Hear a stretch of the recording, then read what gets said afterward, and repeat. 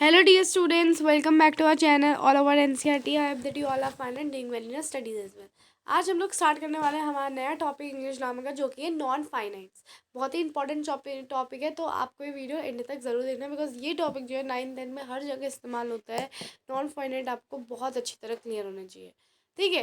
तो देखो, verbs which are limited by number, persons and time are called finite verbs, and verbs which are not limited by number, person and time are called non finite verbs.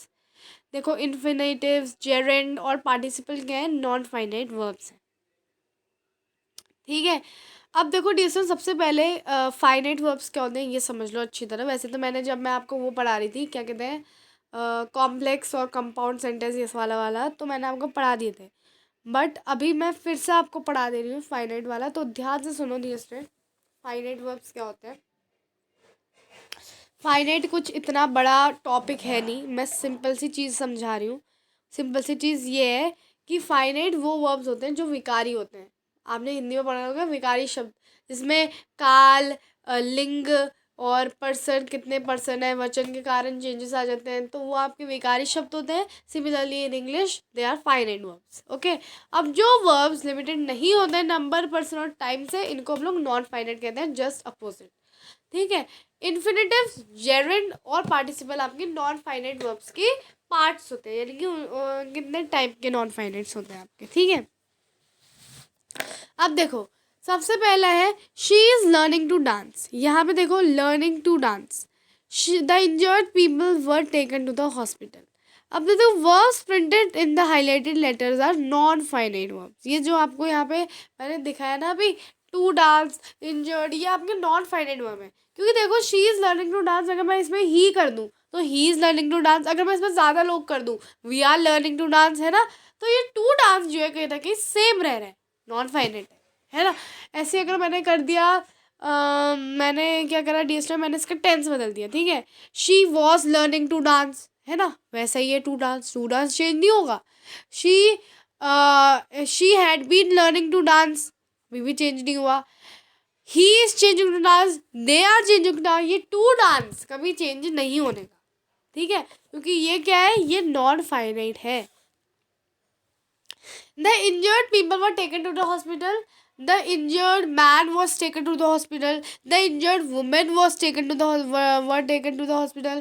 अगर मैंने लिख दिया the injured people were taken to the hospital. The injured man was taken to the hospital. आप कुछ भी कर लो, आप इसका टेंस बदल लो, आप इसके पर्सन बदल लो, आप इसका लिंक बदल लो, जो बदलना है बदल लो, लेकिन कभी चेंज नहीं होने का। ये होते हैं आपके नॉन फाइनाइट वर्ब्स, जिनको आप इंग्लिश में अविकारी, हिंदी में अविकारी शब्द बोलते हैं, वही वही सेम चीज़ है, ठीक है। Words non finite retain the same form whatever to be the subject in the sentence. The infinitives, जो कि टू वर्ब होते हैं, ठीक है। The infinitive is the basic form without an addition preceded by 2. It does not change its form when person, number और tense changes. तो अब देखो, इन्फिनेटिव सबसे बेसिक चीज़ है, इसमें कुछ आपको पहचानने की जरूरत नहीं है। इसमें क्या होता है, बस टू लग जाता है ना, आगे से टू लग गया, डायरेक्ट इन्फिनेटिव लिख के आओ एग्जाम में, क्योंकि इन्फिनेटिव आपके वो नॉन फाइनाइट होते हैं जिसमें आगे से टू लगते हैं। जैसे मैंने बोला ना, she is learning to dance. अब देखो, इस सेंटेंस में क्या है, इस सेंटेंस में हमारा टू लगा है, इसका मतलब कि ये क्या है, इन्फिनेटिव है, ठीक है। तो इन्फिनेट जो होती है बेसिक फॉर्म होती है वर्ब की, विदाउट एडिशन या एडिशन या फिर जो टू से स्टार्ट होता है। It does not changes form when the number, person और टेंस चेंजेस, ये अपनी फॉर्म चेंज नहीं करता है, ठीक है। He never succeeds in the examination, he wishes to succeed, ठीक है। अब देखो, पहला वर्ब क्या है, ये फाइनाइट है, इसे देखो, ही नेवर सक्सीड्स, सक्सीड्स इधर क्या है, फाइनाइट, क्योंकि मैं लिखूँ, मैं इसकी टेंस चेंज करूँ तो ये चेंज होगा, है ना। जैसे यहाँ पे ही never succeeds in the examination है, अगर मैं लिखूँ अगर मैं लिखूँ I never succeed in examination, अब इसमें मैं एस तो लगाऊंगी नहीं, क्योंकि एस आपका थर्ड फॉर्म के साथ लगता है ना। तो ये चीज़ हमने पढ़ी है, तो मतलब ये अपने प्रकार बदल रहा है, जैसे जैसे मैं सब्जेक्ट बदल ली हूँ, पर्सन बदल ली हूँ, है ना, तो ये बदल रहे, ठीक है। जैसे मैंने बोला कि they never succeed in the examination, है ना, तो यहाँ पे जैसे मैंने ज़्यादा लोग बनाए, ये सक्सीड हो गया, अभी तो सक्सीड्स था, है ना। तो मतलब ये चेंज फॉर्म कर रहा है। ही विशेस टू सक्सीड, अब देखो टू सक्सीड, अब देखो मैं इसमें शी लगाऊं, दे लगाऊं, इसका वर्ब चेंज करूं, कुछ भी कर लूं, ये कभी चेंज नहीं होने का। ठीक है, she wishes to succeed, they wishes to succeed, he wishes to succeed, ये कभी चेंज नहीं होने का, है ना। तो ये क्या है, इनफाइनाइट है क्योंकि इसमें टू लगा है। ठीक है, so to succeed has no subject and hence it is not limited by the number of persons और persons of subject. It's simply the names of actions denoted by verb succeed. It is therefore non finite verb और simply an infinitive. Next आ जाते हैं, an infinitive simply expresses the state or action denoted by verb. To see, to play, to sing, etc. are infinitives. They are called infinitive with to और to infinitive. ठीक है, अब आ जाता है but word two is not essential part of infinitive. ज़रूरी नहीं है कि हमेशा आपको टू ही इन्फिनेटिव में दिखे, लेकिन मैंने इतना ज़रूर बोला कि टू इन्फिनेटिव को पहचानने की फॉर्म ज़रूर है। ठीक है, तो अभी मैं आपको बताऊंगी ऐसे वर्ब जिनमें टू नहीं लगता है। ठीक है, see, sit, play, etc. are also infinitives. These are called pure infinitives or infinitives. ठीक है, तो इनको प्योर इन्फिनेटिव्स बोलते हैं, इन्फिनेटिव्स बोलते हैं क्योंकि इनमें जो है टू नहीं लगता है। Without to, infinitives without to are used, क्या कब यूज़ किया जाता है इन्फिनेटिव जो कि विदाउट टू।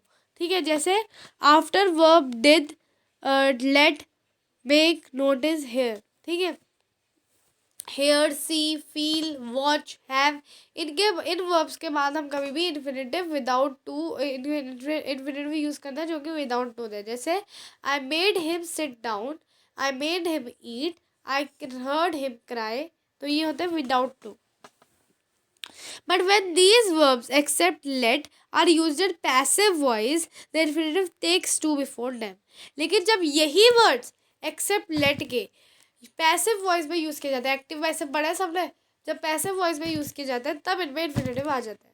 जैसे टू, जैसे I was made to sit down, he was asked to go, he was asked to go, he was ordered to do it. ठीक है, नेक्स्ट यस्टरडे एक और चीज़, after modal auxiliaries, modal auxiliaries जैसे lead हो गया, dare हो गया, इनके बाद भी जो है आपका इन्फिनेटिव विदाउट टू यूज़ किए जाते हैं। जैसे the car belongs to our principal, I daren't touch it, daren't touch it, है ना। I might be late, I needn't wait for, you needn't wait for me to be at dinner. ठीक है, तो इनमें हम लोग जो है टू यूज़ नहीं करते हैं। But when need and dare are used as a main verb, they form negative questions with do and take to before their infinitive। ठीक है, तो जब इनको एज अ मेन वर्ब इस्तेमाल किया जाता है तो ये जो है नेगेटिव फॉर्म ले लेते हैं और इनके आगे जो है टू लग जाता है क्वेश्चन बनाते समय। ठीक है, so she does not need it, does she dare to do it, है ना। After the modal auxiliaries shall, will, can, may, should, would, could, might, must. ठीक है, इनके बाद भी टू नहीं लगता है। ठीक है, you can go now, you must do one's duty. Ought is always followed by infinitive with to. ठीक है, ऑट हमेशा टू के साथ फॉलो होता है। She ought to finish it today. After auxiliaries do, does and did, जैसे did you hear about it, she does not study regularly. ठीक है,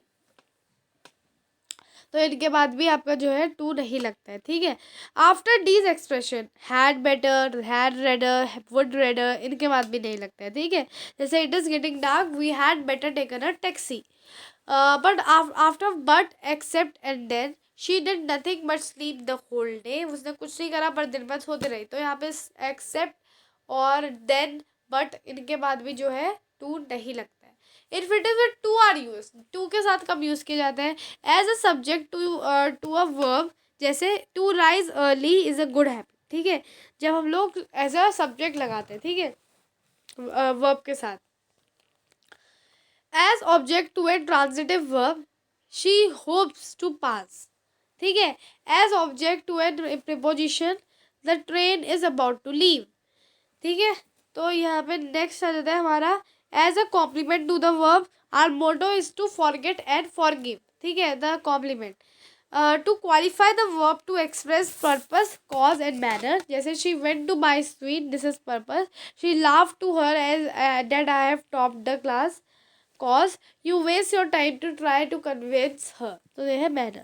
To qualify an adjective जैसे I am eager to join medical, are you anxious to help her. ठीक है, तो ये सारे qualify an adjective में. ठीक है. सब इम्पॉर्टेंट इन्फिनेटिव कंस्ट्रक्शंस क्या होते हैं मैं आपको ढंग से बता रही हूँ. Too and enough with infinitive. Too indicates excess, it is the kind of negative. ठीक है, जैसे this coffee is too hot for me to drink. तो इसमें जो टू है कहीं ना कहीं दिखा रहा है कि नेगेटिव फॉर्म, यानी कि मैं इसको पी नहीं सकती हूँ. ठीक है, this coffee is so hot that I can not drink it. वहीं पे अगर मैंने इनफ बोला तो enough indicate sufficient, it is kind of positive. ठीक है, she is tall enough to touch the ceiling, means she is so tall that she can touch the ceiling. Next आ जाता है note, when two is placed before and enough is placed after the adjective of verb. The construction when to is changed used to change negative sentence to affirmative ones, and also the compound and complex sentence into simple one. ठीक है, next आ जाते हैं the construction with enough to is use to change affirmative complex and compound sentence into affirmative one. जैसे too plus adjective और adverb plus infinitive, too adjective plus adverb plus enough plus infinitive. ठीक है, infinitive use to make sentence compact sentence बनाने के लिए. We can sometimes use infinitive to make a sentence compact. जैसे study the following example. You should develop self-confidence if you wanted to succeed in life. You should develop self-confidence to succeed in life. ठीक है, तो हम इनको compact बनाने के लिए भी यूज़ कर सकते हैं. जैसे मैंने बोला mister Agrawal hope that he would win the election easily. Mister Agrawal hope to win the election easily. ठीक है, then infinitive to join sentence. How to join sentence? Sometimes we can use infinitives to join the pair of sentence. We take the more important of the two sentences as the main clause and we convert the verb in the other sentence into an infinitive. ठीक है, जैसे study the following example. You should do your duty sincerely. You shouldn't be afraid of it. तुम्हें अपनी duty अच्छी तरह करनी चाहिए, तुम्हें उससे अफ्रेड नहीं होना चाहिए. You shouldn't afraid to do your duty sincerely. जैसे दो सेंटेंस थे पर दोनों को हमने ज्वाइन कर दिया है ना, तो इन्फिनेटिव इसके लिए भी यूज़ किया जाता है. He goes for a morning walk daily, it is his habit. He goes for a morning walk, he goes for it is his habit to go for the morning walk daily. है ना, देखो एक sentence में convert करना, तो ये भी जो है इन्फिनेटिव काम करता है, क्योंकि इसी में क्वेश्चन क्वेश्चन आते हैं. टीचर आपके एग्जाम में क्या आता है, आपके एग्जाम में ये तो नहीं आएगा कि इन्फिनेटिव पहचानो, जेरेंट पहचानो, पार्टिसिपल पहचानो. आपके एग्जाम वाला आपसे क्या कहेंगे, बेटा सेंटेंस फॉर्म करो, और सेंटेंस फॉर्म्स करने में ही आती है दिक्कत. कॉम्पैक्ट सेंटेंस बनाना है, कैसे बनाओगे compact sentence, right. Joint sentence बनाना है, कैसे बनाओगे इन्फिनेटिव से, है ना. तो ये सारी चीज़ें आपको देखनी पड़ी. अब आ जाते हैं दूसरी फॉर्म जो कि होती है पार्टिसिपल पे. ठीक है, पार्टिसिपल की बात करते हैं फटाफट. तो the participle is a non finite verb that has some of the characteristics of verb and some of the characteristics of adjective. It is partially a verb and partially an adjective. It may thus be called verbal adjective. तो देखो participle क्या होती है, participle भी non finite verb जो है, एक non finite verb ही है. इसके पास क्या होती है, कुछ कुछ कैरेक्टरिस्टिक होती है वर्ब की और कुछ कुछ होती है एडजेक्टिव की. एडजेक्टिव यानी कि आपके विशेषण. It is partially a verb and partially adjective. So इसको हम लोग क्या कहते हैं, वर्बल एडजेक्टिव. ठीक है, वर्बल एडजेक्टिव. जैसे I saw a man carrying a bag. ठीक है, अब देखो सिंपल सेंटेंस है. अब अगर एक नज़र में हम इस सेंटेंस को देखें तो मैंने कहा आई सॉ मैन कैरी का बैग, यहाँ पे कैरी जो है एक आपका वर्ब है. ठीक है, वर्ब भी है. आई सॉ मैन कैरी का बैग, मैं अब देखो यहाँ पे एडजेक्टिव जैसा कैसे काम है. मैंने एक आदमी देखा जो बैग कैरी करके ले जा रहा था, यानी कि आदमी का विशेषता क्या है कि वो बैग कैरी करके ले जा रहा था. तो आप यहाँ पे देख रहे हो कि कैरिंग शब्द जो है यहाँ पे कहीं ना कहीं एज ए एडजेक्टिव भी काम कर रहा है और एज अ वर्ब भी काम कर रहा है. ठीक है, तो आपको बहुत ध्यान से देखना होता है. जैसे अभी अगर आप सिंपल जैसे सेंटेंस को देखो, आई सॉ व मैन कैरी का बैग, तो आपको लगेगा कि भाई ये तो सिंपल सेंटेंस है, इसमें तो भाई वर्ब है एक, हमें तो कोई एडजेक्टिव ऐसा दिख नहीं रहा है, और क्या पता आप एग्जाम में जेनेट मार के आ जाओ तो गलत हो जाएगा, क्योंकि आपको देखना पड़ेगा ध्यान से, है ना. The word carry qualifies the noun bag like an adjective. It formed by word carry and has a object bag. In this way मतलब ये कर रहा है कि भाई कुछ तो कैरी कर रहा है, और कैरी क्या कर रहा है, बैग कैरी कर रहा है। तो क्या हुई यहाँ पे विशेषता आई, है ना, क्या कैरी कर रहा है, बैग, है ना। तो यहाँ पे एज अ एडजेक्टिव भी यूज किया जा रहा है। In the same way, it has characteristics of verb as well, and of as well as of an adjective. Therefore, it is a participle. अब आ जाते हैं हम लोग नेक्स्ट में। There are 3 kind of participle. कितने कितने टाइप के participle होते हैं, 3 टाइप के पार्टिसिपल होते हैं, ठीक है। Participle are of 3 kind. कौन कौन से, एक तो होता है आपका प्रेजेंट पार्टिसिपल, एक होता है पास्ट पार्टिसिपल, एक होता है परफेक्ट पार्टिसिपल। तीनों को देखते हैं। सबसे पहले आ जाते हैं प्रेजेंट पार्टिसिपल में। It is form by adding ING to the base form of the verb. It represent the action which is incomplete और गोइंग ऑन, ठीक है। तो प्रेजेंट पार्टिसिपल कैसे फॉर्म होता है, by adding ING base form में, जो भी वर्ब की बेस फॉर्म है उसमें। और ये क्या करता है, ये रिप्रेजेंट करता है एक्शन को जो कि इनकम्प्लीट है या अभी भी चल रहा है। जैसे it is also called a active participle. जैसे running water is not always fit for drinking. Running water, अब वैसे तो रनिंग वाटर क्या है, वाटर रनिंग कर रहा है, इसका मतलब वहाँ पे वर्ब है रनिंग वाटर। वाटर की क्या विशेषता, कैसा पानी, रनिंग, यानी क्या हुआ यहाँ पार्टिसिपल तो है, ये तो क्लियर हो गया। अब देखो रनिंग क्योंकि आईएनजी लगे बेस फॉर्म के साथ, तो ये क्या है, ये है आपका प्रेजेंट पार्टिसिपल, ठीक है। It's not always fit for drinking. The Geraint and present participle have the same form. मतलब प्रेजेंट पार्टिसिपल और जेरेंट दोनों में सेम फॉर्म होती है, पर पहचानने वाली बात क्या होती है कि कौन एज ए एडजेक्टिव इस्तेमाल करा जा रहा है और कौन एज ए एडवर्ब इस्तेमाल किया जा रहा है। एडवर्ब और एडजेक्टिव में बहुत अंतर होता है। एडवर्ब यानी कि क्रिया विशेषण, एडजेक्टिव यानी कि विशेषण, ठीक है। तो gerund as a adverb use किया जाता है और पार्टिसिपल जो आपका प्रेजेंट पार्टिसिपल है वो एज ए एडजेक्टिव यूज किया जाता है। ये वे डिफरेंस होता है, ठीक है। Gerund act like a noun, ठीक है। Gerund act like a noun, noun की तरह एक्ट करता है, not like a adverb, sorry dear student, as a noun it act, ठीक है। और प्रेजेंट पार्टिसिपल कैसे एक्ट करता है, एज अ एडजेक्टिव, ठीक है। नेक्स्ट आ जाते हैं पास्ट पार्टिसिपल के बारे में। So past participle is the third form of the verb, ठीक है। अब देखो इसमें क्या होता है, it generally ends with ED, D, T, or N और एन, ठीक है। It represent a complete action, ये कंप्लीट एक्शन को रिप्रेजेंट करता है। इसको हम ऑल्सो कहते हैं क्या, पैसिव पार्टिसिपल। इसको हम पैसिव पार्टिसिपल भी कहते हैं। जैसे मैंने कहा carried by wind, seeds are scattered far and wide. अब देखो कैरीड बाय विंड, कैरीड शब्दों को देख के लग रहा है कि भाई हाँ वर्ब है, मतलब कुछ तो काम हो रहा है, मतलब विंड के द्वारा कैरी किया जाता है तो काम हो रहा है। कैरीड बाय विंड, किससे कैरी किया जा रहा है, विंड के द्वारा, है ना। कैरीड बाय विंड, तो यहाँ पे कहीं ना कहीं हमें एडजेक्टिव यानी कि विशेषता भी दिख रही है। तो इसका मतलब यहाँ पे क्या है, आपका पार्टिसिपल तो है लेकिन कौन सा पार्टिसिपल है, पास्ट पार्टिसिपल, ठीक है। नेक्स्ट आ जाता है the perfect participle. It is form by adding having और हैविंग बीन। इसको हम लोग फॉर्म करते हैं बाय एडिंग हैविंग या having been in the passive form, ठीक है। पैसिव यानी कि ईडी फॉर्म में, so before the past participle, ठीक है। पास्ट पार्टिसिपल से पहले ऐड किया जाता है। Plus third form of the word, it represent the action which is completed at some past time, जो कि कंप्लीट होता है कुछ पास्ट टाइम में, ठीक है। जैसे having taken my milk I went out for play. Having plus parts participle यानी कि आपका टेकन, क्योंकि इसमें ई एन लगा है तो ये क्या हुआ, ये पास्ट पार्टिसिपल हुआ, प्लस इसके आगे लगा है हैविंग, तो यहाँ पे हैविंग है, हैविंग है आपका परफेक्ट पार्टिसिपल, ठीक है। तो परफेक्ट पार्टिसिपल हुआ having, having taken my milk. Having यहाँ पे क्या हुआ, एक क्रिया भी है, मतलब हमने पानी ले लिया था, ले लिया था, पास्ट में कभी किस टाइम में ले लिया था। हैविंग टेकन यानी कि यहाँ पे हमें दिख रही है कि मतलब कुछ ले लिया था, यहाँ पे विशेषता भी बताया दिख रही है, तो कहीं ना कहीं ये क्या है, आपका एडजेक्टिव है, पार्टिसिपल है। तो यहाँ पे आपका आ गया परफेक्ट पार्टिसिपल भी कंप्लीट। अब देखो प्रेजेंट पार्टिसिपल कहाँ कहाँ यूज़ किए जाते हैं, मैं फटाफट आपको बता देती हूँ। तीनों पार्टिसिपल मैं आपको बताऊंगी कहाँ कहाँ यूज़ किए जाते हैं। तो प्रेजेंट पार्टिसिपल आपका यूज़ किया जाता है एज अ एडजेक्टिव। जैसे this is an interesting story. अब देखो इंटरेस्टिंग है क्या है, इंटरेस्टिंग एक क्रिया है, मतलब हाँ बड़ा मजा आ रहा है, इंटरेस्टिंग स्टोरी यानी कि अच्छी स्टोरी है, क्रिया भी है इंटरेस्टिंग है, ठीक है।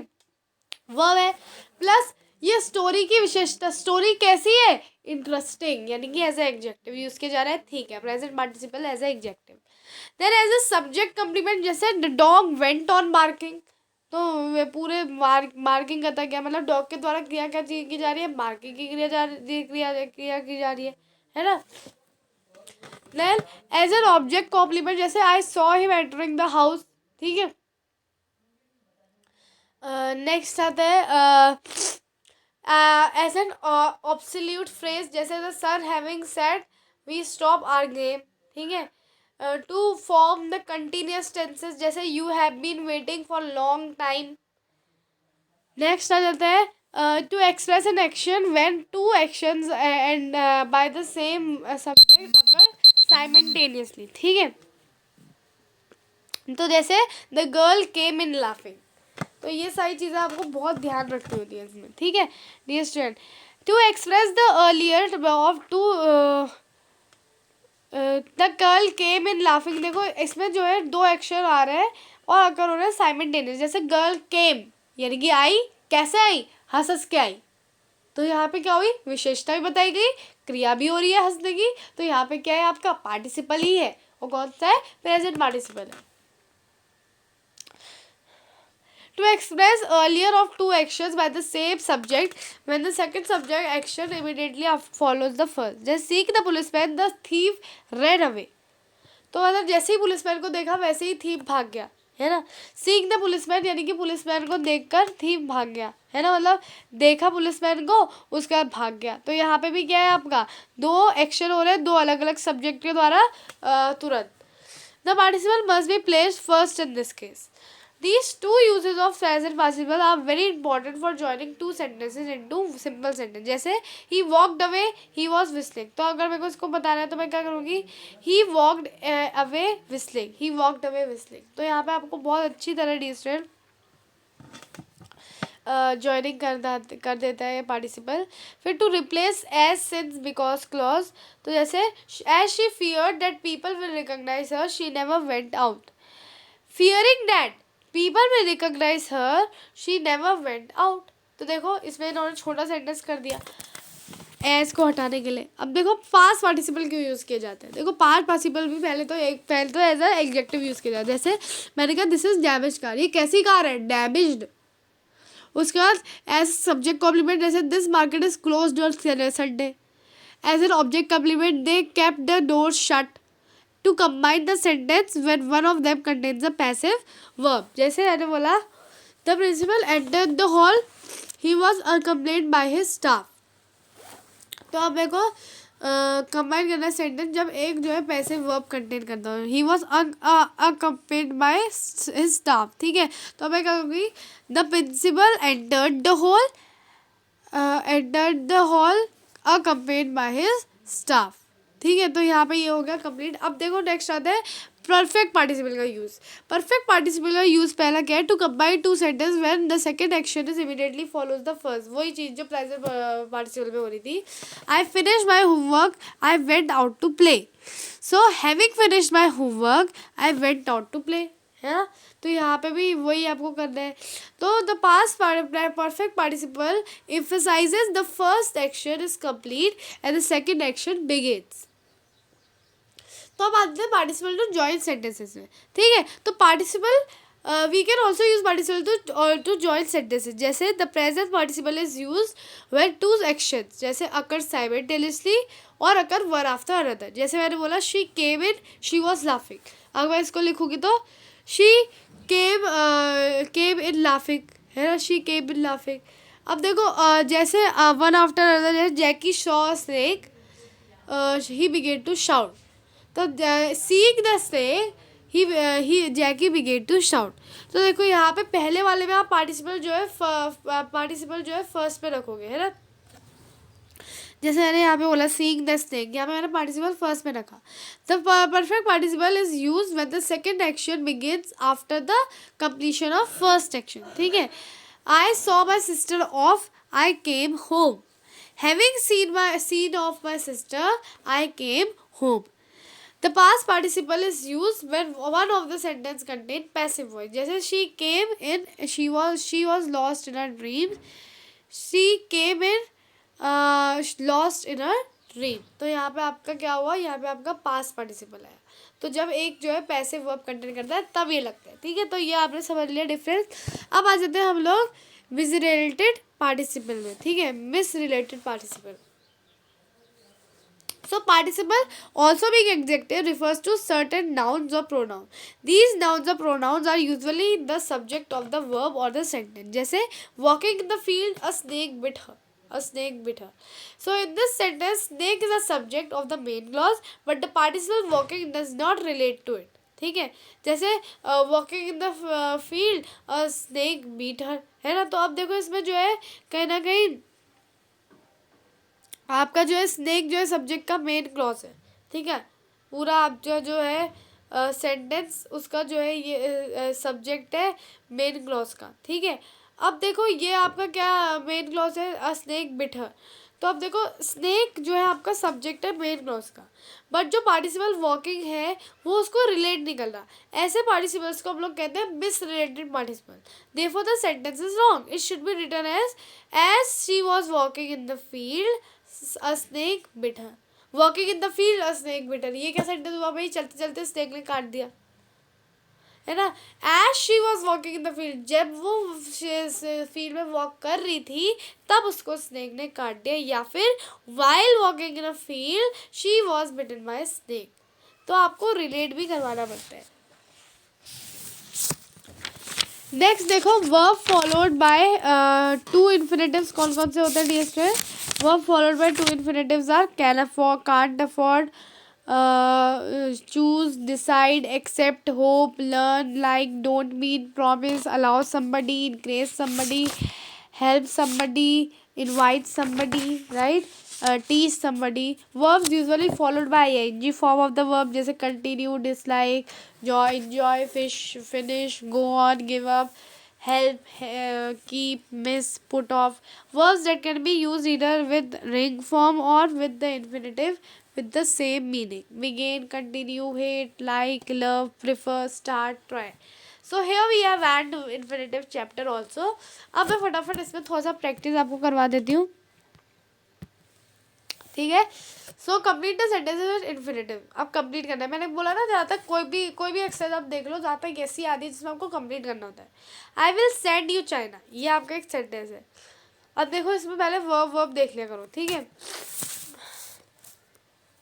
तो अब आपको सेंटेंस कंप्लीट है, his boss dash to China, और हमें वर्ब दिए हैं प्रॉमिस और हिम, ठीक है। तो अब हमें कंप्लीट करना है सेंटेंस। तो I will send you China, ये उसके बॉस ने कहा। His boss promised to send him China, ठीक है। Promise to send him China, क्योंकि आप एक वर्ब जो है वो जो आपका पहला सेंटेंस है उससे उठाओगे। All right, I will give you 10% discount. अब हमें एग्री और मी शब्द को यूज़ करना है। द शॉपकीपर डैश, और एग्री और मी यूज़ करना है। तो शॉपकीपर एग्रीड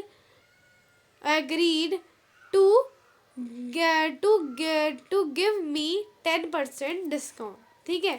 नेक्स्ट आ जाता है, we are moving out of this town next year. अब इसमें प्लान और मूव शब्द इस्तेमाल करने हैं। They dash out of this town next year. They planned to move out of this town next year, ठीक है। नेक्स्ट आ जाते हैं हम लोग, show me all the dresses on the shelf please. अब इसमें हमें आस्क द सेल्समैन यूज करना है।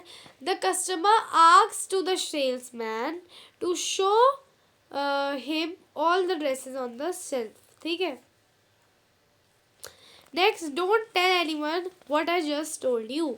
तो अब देखो, my friend dash anyone what she told me, तो इसमें आस्क्ड और भी इस्तेमाल करना है। My friend asked me to not to tell anyone what she told me.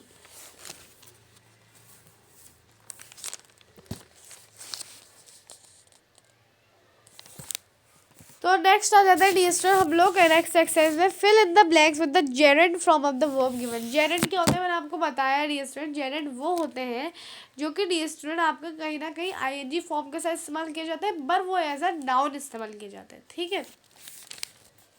Polar bears, अब इसमें शब्द कौन कौन से है, आपको शब्द दिए swim, inhabit, Planck, bask, wonder और hunt. Polar bears have favorite dash ground. तो कौन सा ground? Plunging ground. They live a wandering life. They like basking in the sun, swimming into the water, and then appearing beside the prey is one of our favorite freaks. They inhabit the Arctic region. They learn hunting instinctively. तो इस तरह आपको jaded form लगानी थी. अब देखो dear आपके मतलब की एक्सरसाइज आ गई है. Combine the following pair of sentences by using participle. मैंने कहा ना पार्टिसिपल्स को यूज करके सेंटेंस को कंबाइन करना होता है. पहला सेंटेंस है mister Khurana sense danger he rang up the police. तो आप इसमें कैसे ज्वाइन करोगे? Mister Khurana sense danger sensing the danger mister Khurana rang up the police. क्योंकि इसमें देखो dear mister Khurana sense the danger. अब यहाँ पे देख रहे हो ना आप रैंग अप. तो इसमें आप लोग जो है क्या कर दिया आपने पार्टिसिपल आगे से लगा दिया.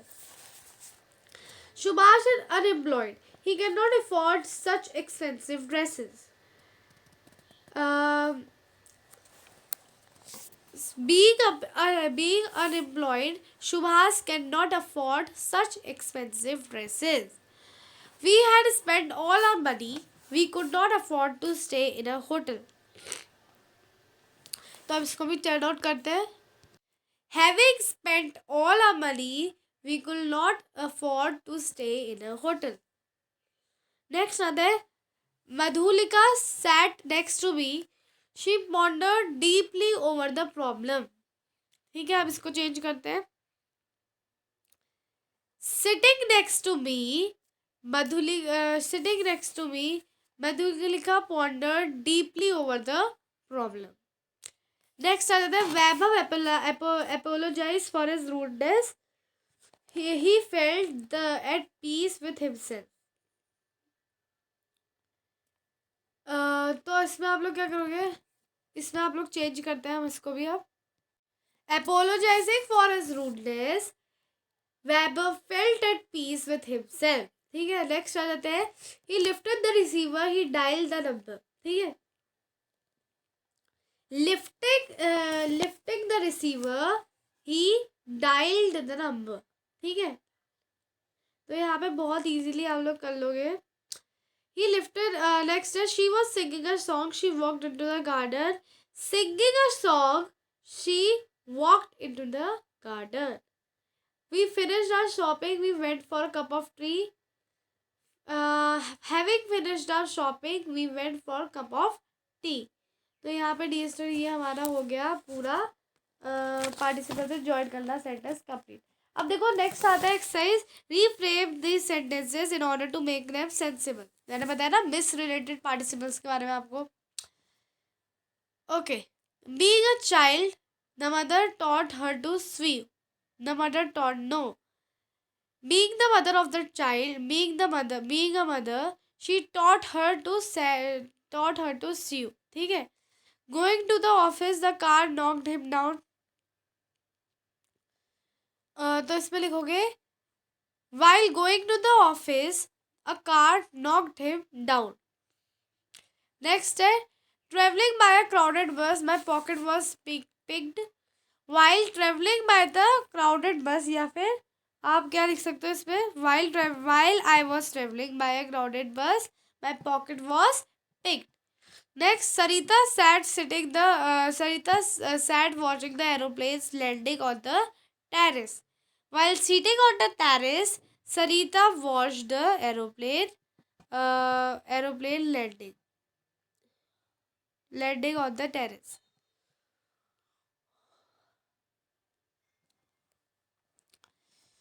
नेक्स्ट आता है आपका circle the correct forms of the given bracket. जैसे माई वॉच हैज स्टॉप्ड. अब देखो स्टॉप्ड के साथ आप क्या यूज करोगे? टू वर्क और वर्किंग. तो my watch has stopped working. ठीक है. बिकॉज हमें पता है कि जो आपके पार्टिसिपल होते हैं प्रेजेंट पार्टिसिपल वो जो है आपका एज अ क्या कहते हैं इस्तेमाल किया जाता है ऑब्जेक्ट कॉम्प्लीमेंट या सब्जेक्ट कॉम्प्लीमेंट. ठीक है. I want dash it really well. To speak or speaking? I want speaking very well. नहीं, I want to speak it really well. Right? Want. Next are there. I am not very interested in shopping. Do you enjoy watching movies? In the meantime, I will ask the shop to mend it. Will you come to jog with me? Jog real to jog with me. Jogging with me आएगा या to jog? Will you come jogging with me? Right? Well, I would like to buy a better one. Thank you for taking me to cinema. तो ये तो DSR हमारा हो गया complete. अब हम आ जाते हैं यहाँ पे नेक्स्ट जो हमें कंप्लीट करनी है ये एक्सरसाइज भी सेंसिबल सेंटेंस बनाना है. सो पुलिंग आउट हर पर्स. तो यहाँ पे क्या करेंगे? Pulling out her purse she gave the tip. Right. Walking along the bus. Walking along the bus. He walking along the bush. He called Suraj. To make good impression, she tried everything, hoping for a miracle. Hoping for the miracle, they sat and prayed. Speaking to her on the phone, I was very happy. Then, having wasted the whole day, she finally settled down to study. To cut a long story, to cut a long story short, short short आप लोग क्या लिख सकते हो? To cut a long story short video is necessary, है ना. Seeing that the monkey sitting on the teacher's table everyone start laughing, है ना. तो कुछ भी सेंटेंस आप बनाओ लेकिन सेंसिबल होना चाहिए. ठीक है. So thank you so much dear students for watching.